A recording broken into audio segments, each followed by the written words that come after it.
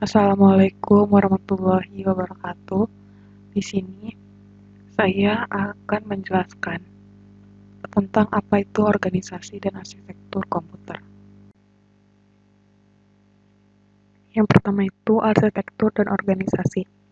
Organisasi komputer adalah mempelajari bagian yang terkait erat dengan unit-unit operasional dan interkoneksi antar komponen penyusun sistem komputer dalam merealisasikan aspek arsitekturalnya. Perbedaan utama organisasi komputer itu bagian yang terkait erat dengan unit-unit operasional, sedangkan arsitektur komputer itu atribut-atribut sistem komputer yang terkait dengan seorang programmer.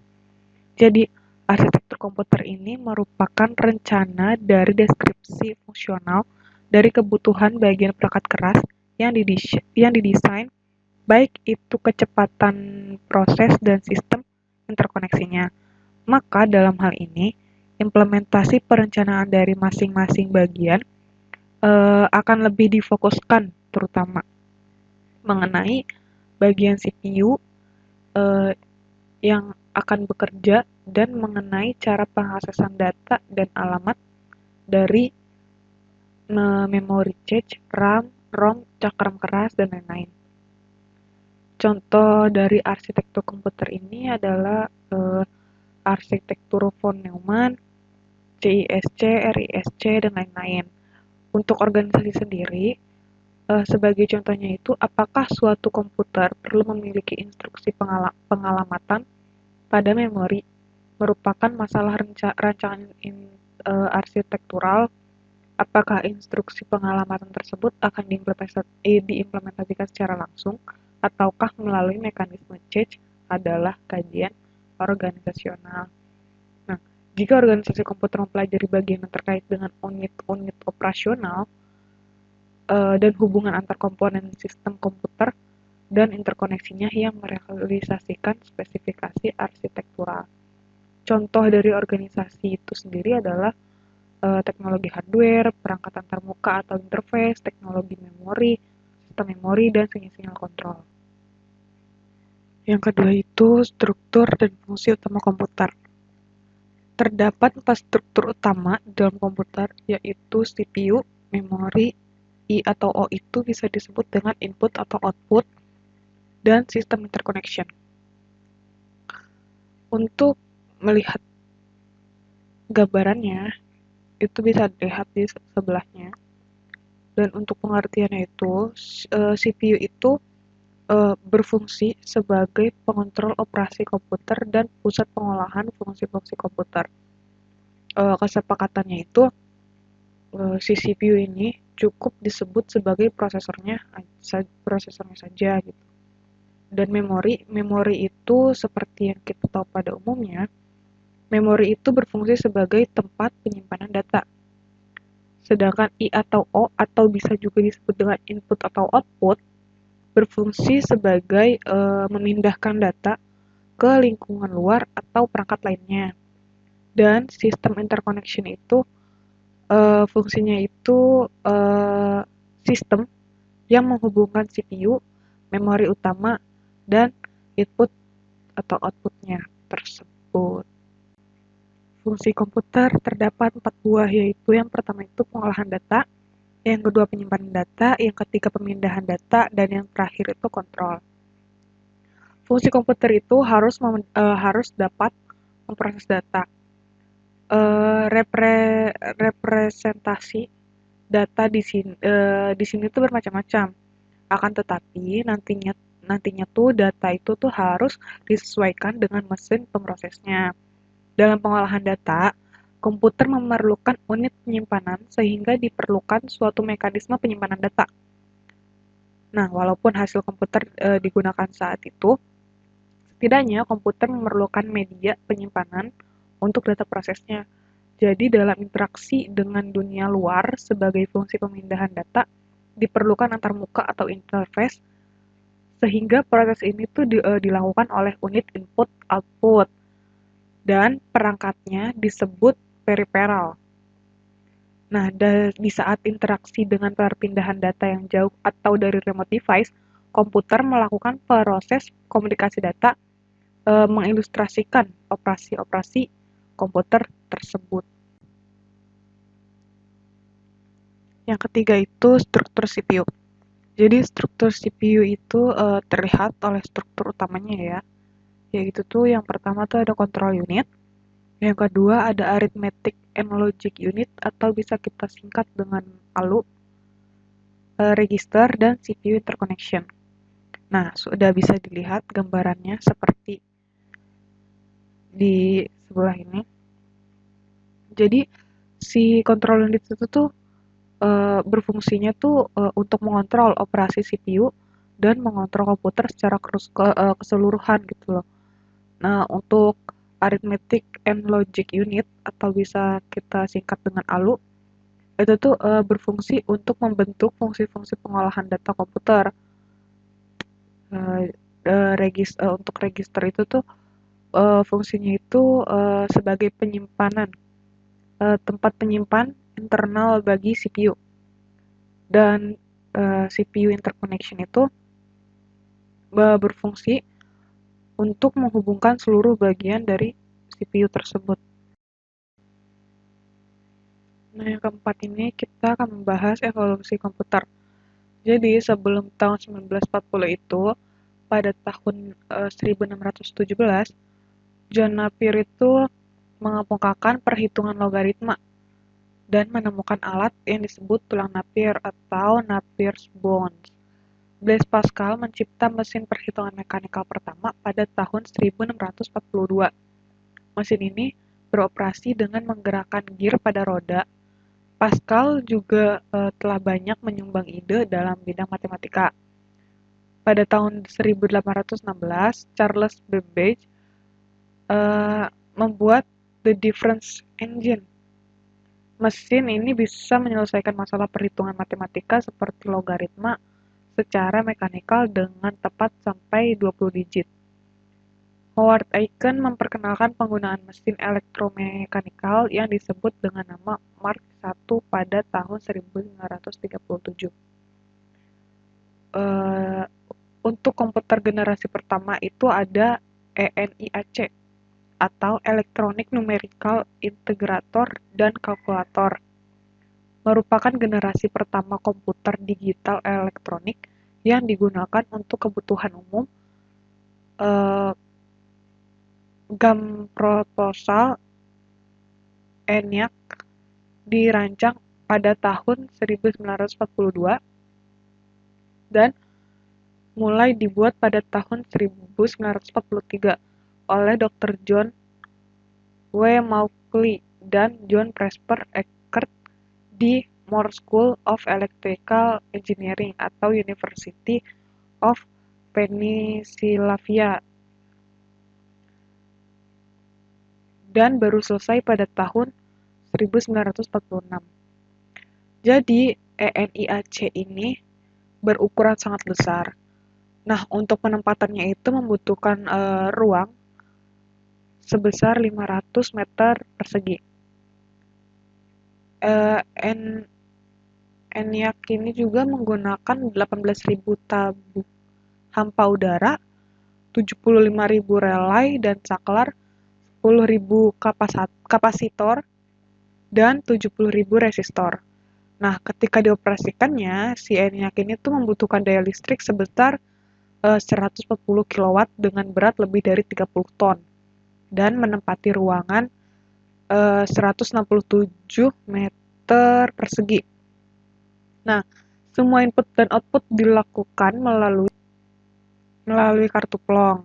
Dalam waktu 1 detik, si ENIAC ini tuh mampu melakukan 5.000 perhitungan dalam 10 digit angka yang bila dilakukan secara manual oleh manusia itu tuh akan memakan waktu selama 300 hari. Dan ini juga merupakan operasi tercepat saat itu dibandingkan semua komputer mekanis lainnya. Jadi si ENIAC ini tuh dioperasikannya itu sampai tahun 1955. Teknologi yang digunakan oleh si ENIAC ini tuh menggunakan tabung vakum yang dipakai oleh Laboratorium Riset Peluru Kendali Angkatan Darat di Amerika Serikat. Nah, untuk komputer generasi pertama yang kedua ini tuh ada mesin von Neumann. Mesin ini dikembangkan oleh seorang ahli matematika yaitu John von Neumann yang juga merupakan konsultan proyek ENIAC. Mesin ini dikembangkan mulai tahun 1945 yang memberikan gagasan sebagai stored program konsep, yaitu sebuah konsep untuk mempermudah proses program agar dapat direpresentasikan dalam bentuk yang cocok untuk penyimpanan dalam memori untuk semua data. Selanjutnya, von Neumann mempublikasikan dengan nama baru, yaitu Electronic Discrete Variable Computer atau EDVAC. Nah, si John von Neumann ini juga dijuluki sebagai bapak komputer modem pertama di dunia yang konsepnya itu masih digunakan sampai sekarang. John von Neumann itu lahir di Budapest, Hongaria pada tanggal 28 Desember 1903 dan meninggal pada tanggal 8 Februari 1957 di Washington DC. Von Neumann itu sangat cerdas dalam matematika dan angka-angka. Jadi pada saat usia dia 6 tahun itu dia sudah dapat menghitung pembagian angka dengan 8 digit tanpa menggunakan kertas atau alat bantu lainnya. Nah, pendidikannya ini tuh dimulai di University of Budapest pada tahun 1921 di jurusan kimia. Tapi kemudian dia kembali kepada kesukaannya yaitu matematika dan menyelesaikan doktoralnya di bidang matematika di tahun 1928. Di tahun 1930 ini dia mendapatkan kesempatan pergi ke Princeton University. Pada tahun 1933, Institute of Advanced Studies dibentuk dan dia ini menjadi salah satu dari 6 profesor matematika di sana.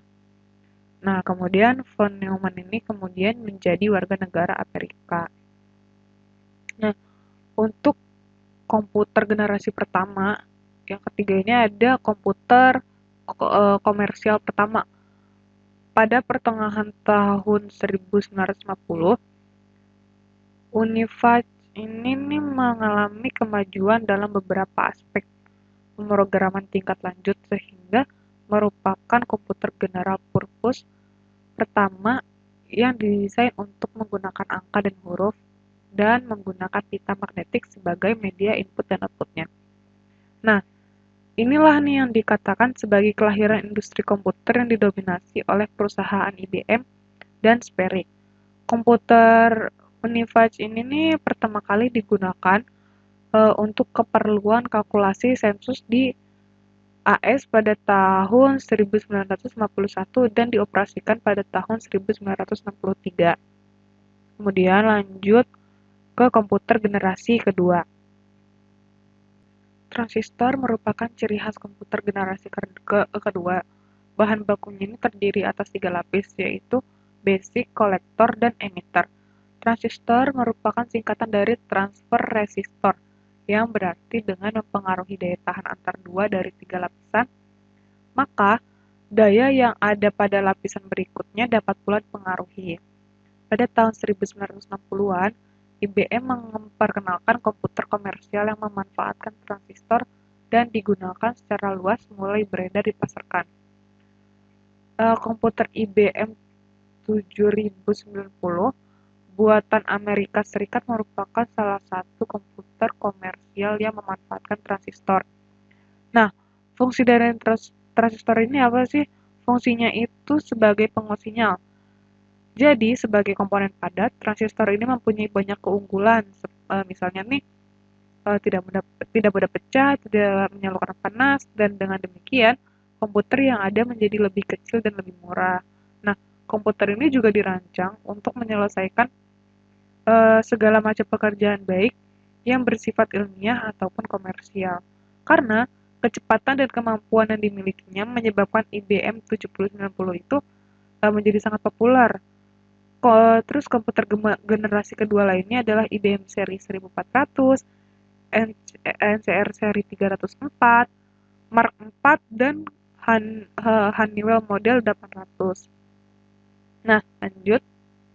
Komputer generasi ketiga. Generasi ketiga, perangkat keras komputer dikarakteristikan dengan lebih banyaknya sirkuit monolitik dan miniaturisasi atau banyaknya komponen elektronik pada chip.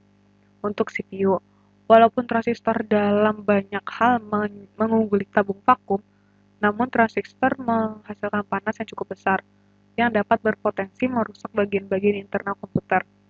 Batu kuarsa atau quartz rock menghilangkan masalah ini. Jack Kilby, seorang insinyur di Texas Instruments, mengembangkan sirkuit terintegrasi (IC) atau Integrated Circuit di tahun 1958. Lalu, IC digunakan pada tahun 1965. Jenis famili komputer terkecil, yaitu microcontroller, muncul pada generasi ini. Banyak bahasa pemrograman muncul seperti BASIC, Pascal, dan PL atau di antara bahasa-bahasa tersebut. BASIC menjadi bahasa pemrograman yang paling populer pada mikrokomputer. Pada tahun 1964, komputer generasi ketiga yang pertama keluar. Lalu, tahun 1969, komputer mini 16 bit pertama keluar. Jadi di komputer generasi ketiga ini, si IC ini mengkombinasi 3 komponen elektronik dalam sebuah piringan silikon kecil yang terbentuk dari pasir kuarsa. Nah, para ilmuwan pun kemudian berhasil memasukkan lebih banyak komponen ke dalam satu chip yang disebut semikonduktor. Hasilnya pun si komputer menjadi lebih kecil karena komponen-komponen yang didapatkan dari dalam chip tersebut. Kemudian komputer generasi ketiga lainnya yaitu penggunaan operating system atau OS yang memungkinkan satu komputer melakukan berbagai program yang berbeda secara serentak dengan sebuah program utama yang memonitor dan mengkoordinasi memori komputer tersebut. Nah, pada tahun 1964 ini tuh komputer generasi ketiga yang pertama. Nah, jadi pada tanggal 7 April itu, 7 April lebih tepatnya itu 7 April 1964, IBM itu mengumumkan sebuah komputer yaitu IBM S/360 atau IBM System 360 menggunakan komponen IC. Dan tahun 1969 itu komputer mini 16 bit yang pertama keluar kan. Nah, komputer mini 16 bit pertama ini dijual itu pada tahun 1969 dengan nama Nova yang dikembangkan sejak tahun 1968 oleh perusahaan Data General Corporation. Lanjut ke komputer generasi keempat. Komputer generasi keempat dikarakteristikan dengan memori semikonduktor yang cepat, ukuran kecil, dan kebutuhan tenaga yang lebih kecil. Tahun 1980-an, Very Large Scale Integration atau VLSI memuat ribuan chip tunggal. Ultra Large Scale Integration atau ULSI meningkatkan jumlah tersebut menjadi jutaan. Chip Intel 4004 yang dibuat pada tahun 1971 membawa kemajuan pada IC dengan meletakkan seluruh komponen dari sebuah komputer dalam sebuah chip yang sangat kecil. Sedangkan pada tahun 1980-an, video game seperti Atari 2600 menarik perhatian konsumen pada komputer rumahan yang lebih canggih dan dapat deprogram. Tahun 1981, IBM memperkenalkan penggunaan personal komputer atau PC untuk penggunaan rumah, kantor, dan sekolah. Selanjutnya, komputer melanjutkan evolusinya ke ukuran yang lebih kecil dari desktop komputer menjadi laptop dan palmtop atau komputer genggam. Nah, jadi setelah IC ini tujuan pengembangannya ini tuh yaitu mengecilkan ukuran sirkuit dan komponen-komponen elektrik. Nah, si large scale integration ini dapat memuat ratusan komponen dalam sebuah chip, si ultra large ya maksudnya. Sebelumnya IC itu tuh dibuat untuk mengerjakan suatu tugas tertentu yang spesifik. Sekarang sebuah mikroprosesor dapat diproduksi dan kemudian diprogram untuk memenuhi seluruh kebutuhan yang diinginkan. Tidak lama kemudian, setiap perangkat rumah seperti microwave oven, televisi, dan mobil dengan elektronik full injection dilengkapi dengan mikroprosesor. Nah, perkembangan yang demikian memungkinkan orang-orang biasa untuk menggunakan komputer biasa. Komputer tidak lagi menjadi dominasi perusahaan besar atau lembaga pemerintah. Jadi, seiring dengan menjamurnya penggunaan komputer ini tuh, jadi cara-cara baru untuk menggali potensial itu tuh terus dikembangkan. Nah, komputer-komputer ini tuh mulai dapat dihubungkan secara bersamaan dalam suatu jaringan untuk saling berbagi memori, maksudnya perangkat lunak, informasi, dan untuk berkomunikasi satu dengan yang lainnya. Jadi, eh, komputer jaringan ini tuh memungkinkan ke komputer tunggal untuk membuka kerjasama elektronik untuk menyelesaikan suatu proses tugas dengan menggunakan perkabelan langsung atau LAN atau kabel telepon. Sebuah jaringan dapat dikembangkan menjadi besar. Nah, lanjut komputer generasi kelima. Pada generasi ini, komputer sudah mempunyai bentuk umum, yaitu terdiri dari yang pertama CPU atau Central Processing Unit, yang kedua monitor baik berupa LCD atau liquid crystal digital maupun CRT atau cathode ray tube, yang ketiga keyboard, yang keempat itu mouse.